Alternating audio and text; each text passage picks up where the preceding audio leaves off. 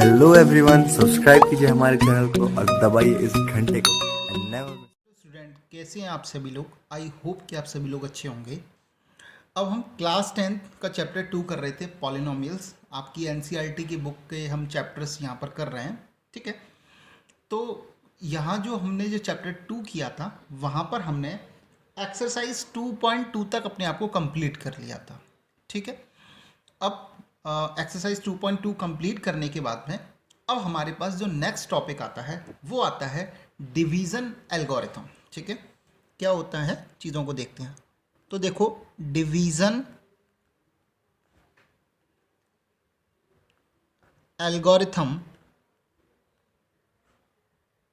For polynomials.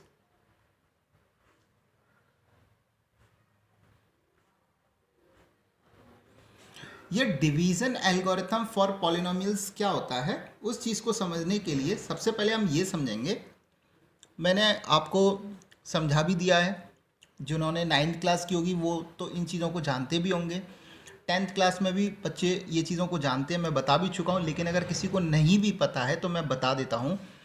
देखो, जो divisor होता है उसे बोलते हैं GX, ठीक है। जो डिविडेंड होता है उसे बोलते हैं PX। जो क्वोशिएंट होता है उसे बोलते हैं QX। और जो रिमाइंडर बचता है उसे बोलते हैं RX। नॉर्मली डिनोट करने का तरीका यही है। यानी कि जिसको डिवाइड किया जा रहा है उसे बोलेंगे PX, जिससे डिवाइड किया जा रहा है उसे बोलते हैं GX, जो आंसर निकल के आता है उसे बोलते हैं QX, और अगर कोई रिमाइंडर बचता है तो उसे बोलते हैं RX, ठीक है। यहां पर एक चीज को याद रखना है कि अब ये चीज को समझने के बाद में पहले ये समझते हैं कि ये डिवीजन एल्गोरिथम बोलता क्या है, ठीक है। तो लिखेंगे हमारे साथ कि if PX and GX are any two polynomials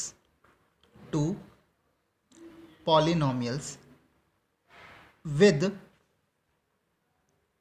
GX is not equal to 0, then we can find polynomials QX and RX such that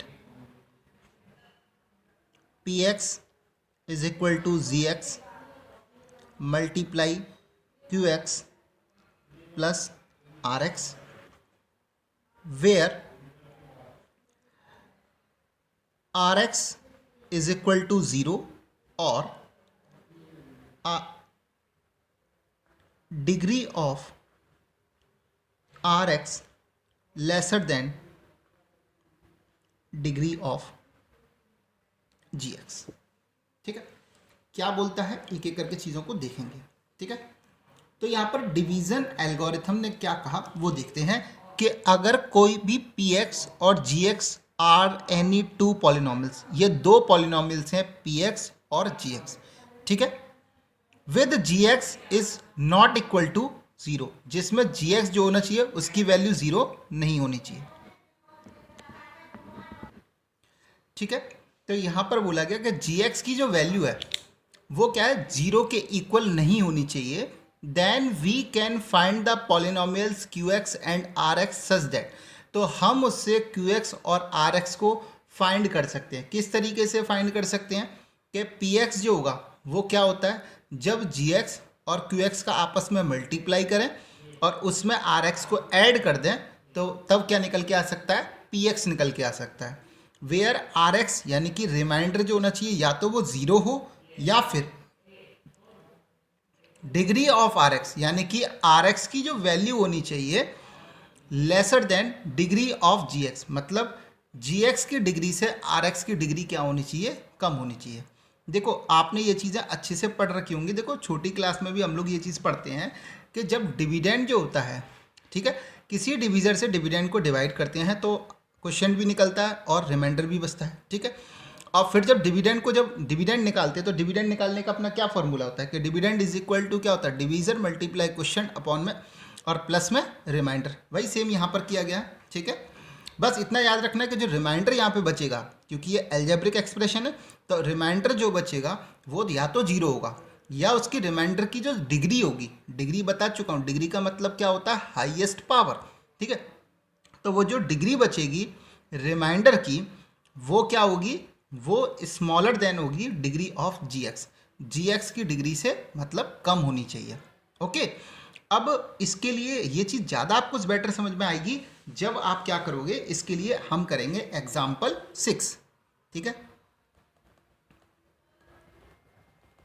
example 6। अब एग्जाम्पल 6 की अगर मैं बात करूं तो आपकी एनसीईआरटी की बुक का एग्जाम्पल 6 हम लोग देखते हैं। और आपकी एनसीईआरटी बुक का एग्जाम्पल 6 अगर देखोगे तो क्या लिख रहा है, एग्जाम्पल 6 में लिख रहा है divide 2x² plus 3x plus 1 by x plus 2, यानी कि x प्लस 2 से आपको डिवाइड किसको करना है, 2x² प्लस 3x प्लस 1 को डिवाइड करना है, ठीक है। तो यानी कि यहाँ पर आपको gx क्या दे रखा है, तो gx आपको दे रखा है x प्लस 2 और जो px है वो px क्या दे रखा है, 2x² प्लस 3x प्लस 1, ठीक है, यही आपको दे रखा है, ओके। अब आपको इससे डिवाइड करना है, तो देखो अब x प्लस 2 से जब आप डिवाइड करोगे किसको, 2x² प्लस 3x प्लस 1 को डिवाइड करेंगे तो देखो डिवाइड करना बता चुका हूँ, फिर भी बता देता हूँ। 2x² है तो यहाँ पहला टर्म क्या है, 2x², ओके, और यहाँ पर क्या है x, तो आपको क्या करना पड़ेगा 2 और x, 2x से अगर आप इसमें मल्टीप्लाई करोगे तो 2x² आ जाएगा। देखो 2x यहाँ पर मल्टीप्लाई किया तो क्या हो गया 2x², और जब इसमें किया तो 2 2 जा 4x, ठीक है। यहाँ पर क्या हुआ माइनस, यहाँ पर साइन लगाएंगे माइनस, अपोजिट साइन लगा देते हैं, ठीक है। अपोजिट साइन लगाएंगे तब क्या होगा, ये कैंसिल आउट हो गया। अब देखो ये वाले साइन नहीं देखेंगे, ऊपर वाले यहाँ पर कोई साइन नहीं, इसका मतलब प्लस का साइन है। अब ये प्लस का साइन नहीं देखेंगे, जो हमने नए साइन लगाए हैं अपोजिट साइन उनको देखेंगे। तो ये प्लस का ये माइनस का, तो कैंसिल आउट हो गया, ये प्लस का और ये माइनस का, तो प्लस और माइनस, प्लस का 3x और माइनस का 4x, क्या बचेगा माइनस का x प्लस 1, ठीक है। अब क्या करेंगे, यहाँ साइन किसका, माइनस का ना, पहले तो यहाँ माइनस का साइन लगा दो, ठीक है। अब किससे मल्टीप्लाई करना पड़ेगा, अब देखो यहाँ पर x माइनस का x प्लस 1 है और यहाँ पर क्या है x प्लस 2 है, तो 1 से ही मल्टीप्लाई करना पड़ेगा। डिवाइड करना तो आता है, 9th क्लास में सीखा होगा, चैप्टर 2 पॉलिनोमियल्स में ही सब चीज़ें सिखाई जाती हैं, ठीक है। तो माइनस के 1 से मल्टीप्लाई करोगे तो माइनस का x, ठीक है, और माइनस का 2, तो देखो अपोजिट साइन लगेंगे, यहाँ प्लस का कैंसिल आउट हो जाएगा, ठीक है। और 1 और 1 कितना हो गया, 1 भी प्लस का और 2 भी प्लस का, कितना हो गया 3, यानी कि यहाँ पर रिमाइंडर कितना हो गया, देखोगे तो 3 हो गया, ठीक है। अब अगर आप देखोगे तो इस चीज़ को यहाँ पर चेक करो, देखो जो हमारा QX निकल के आया है वो क्या निकल के आया है 2x माइनस 1, ओके, और जो हमारा RX निकल के आया वो कितना निकल के आया, 3 निकल के आया, ओके।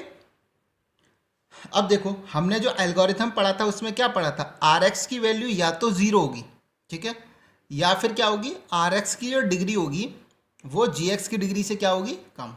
अब 3 क्या है, कांस्टेंट टर्म है, तो इसकी डिग्री क्या होती है, तो इसकी डिग्री क्या होगी 3x की पावर 0 लिख सकते हैं, ठीक है, और इसकी पावर 0 है तो इसका मतलब ये क्या हो, इसकी डिग्री क्या हो जाएगी यहाँ पर 0, और यहाँ पर gx क्या दे रखा है आपको x प्लस 2, यानी कि एक लीनियर पॉलिनोमियल है, और इसकी डिग्री क्या होगी 1, तो देखो ये वाली डिग्री बड़ी है और रिमाइंडर की डिग्री क्या है 0 है, यानी कि छोटी है।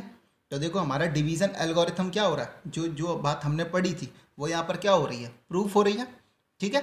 आप इस चीज़ को चाहते हो तो थोड़ा चेक भी कर सकते हो, कैसे,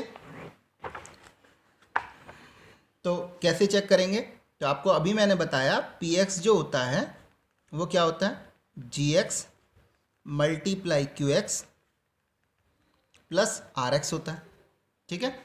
अब देखो px की वैल्यू यहाँ पर कितनी दे रखी थी 2x² प्लस 3x प्लस 1, अब ये इसको इक्वल करना है, किसके, यानी कि लेफ्ट हैंड साइड को राइट हैंड साइड के इक्वल करना है। जी एक्स कितना निकाला था अभी, जी एक्स कितना था x+2, ठीक है। क्यू एक्स कितना था 2x-1, यह भी निकाला था, और रिमाइंडर कितना था 3। एक्स इसमें मल्टीप्लाई करेंगे 2x², एक्स में इसमें करेंगे माइनस का x, यहाँ पे करेंगे प्लस का 4x, और यहाँ पर करेंगे 2 का मल्टीप्लाई माइनस का 2 + 3। तो देखो 2x² प्लस का 3x, और ये क्या हो जाएगा प्लस का 3 और माइनस का 2 प्लस का 1। तो देखो यहाँ पर लेफ्ट हैंड साइड और राइट हैंड साइड दोनों इक्वल हुए कि नहीं हुए, ठीक है, आ गया समझ में। तो यहाँ पर लेफ्ट हैंड साइड और राइट हैंड साइड इक्वल हुआ, यानी कि हमारा जो क्वेश्चन और रिमाइंडर निकल के आया था वो एकदम क्या है, सही है, ठीक है। अब देखो यहाँ पर कुछ जैसे कि डिग्री कैसे निकालते हैं। अभी जैसे मैंने रिमाइंडर 3 बताया, इसकी डिग्री मैंने आपको बताया कि इसकी डिग्री 0 है। ये एक कांस्टेंट पॉलिनोमियल है और इसकी डिग्री क्या है, 0 है, ठीक है। तो हो सकता है आपको ये बेसिक्स बातें समझ में न आए, ठीक है।